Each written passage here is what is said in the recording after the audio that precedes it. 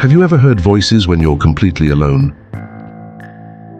Not whispers from outside, but from inside a place no one should be. When I was 16, our small town had one unbreakable rule: never go near the abandoned dormitory next to the old school. They said the last person who went in never came out the same. I didn't believe it, not for a second, until I heard them myself.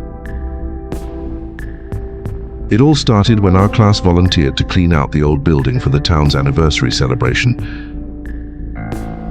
This dorm had been locked tight for nearly 20 years, ever since a fire tore through room 308. The mayor handed us the keys, but he gave us a stern warning, telling us not to open any room that was nailed shut.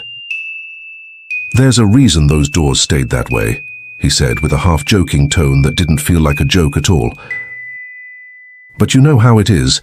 Curiosity is always louder than caution."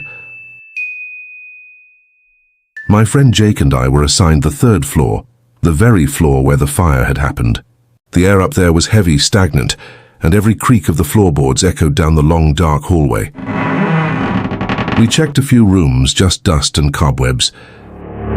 But then we got to room 308. It wasn't just locked. It was sealed with heavy planks of wood nailed across the doorframe. We should have turned back. We really should have. But instead we found a crowbar left behind by the janitors.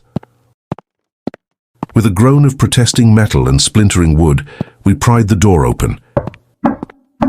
The air that rushed out was freezing, thick, like something had been holding its breath for 2 decades. The room was a mess of blackened walls, a half-melted bunk bed frame, and scorched furniture.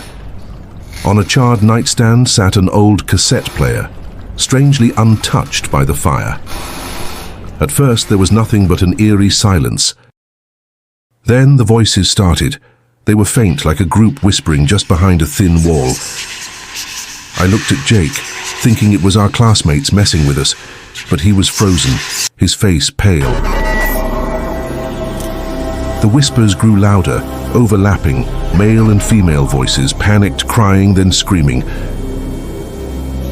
Like the sound was physically trapped in the room, bouncing off the walls.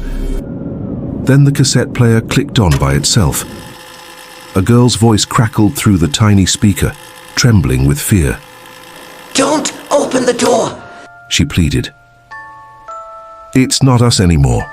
And as soon as she said it, the cassette tape inside the player began to warp and melt. There was no fire, no heat. It just twisted into a useless plastic mess, as if it couldn't hold the weight of that message any longer. We didn't need to be told twice. We bolted. But just before I crossed the doorway, I swear I heard someone whisper my name from inside. Not a shout, just a clear, cold whisper. And I know it wasn't any of my classmates. That night, I dreamt of the dorm. In my dream, I was standing outside room 308 again. I couldn't move. Suddenly someone started knocking from the other side. 3 knocks, slow, deliberate. Then a voice, calm and full of sorrow, pleaded, "We were never let out." I woke up in a cold sweat, my heart pounding. My phone was on the nightstand, its screen glowing. The voice recorder app was open. I don't remember turning it on. Hesitantly, I pressed play, and there it was, 3 distinct knocks recorded on the audio file.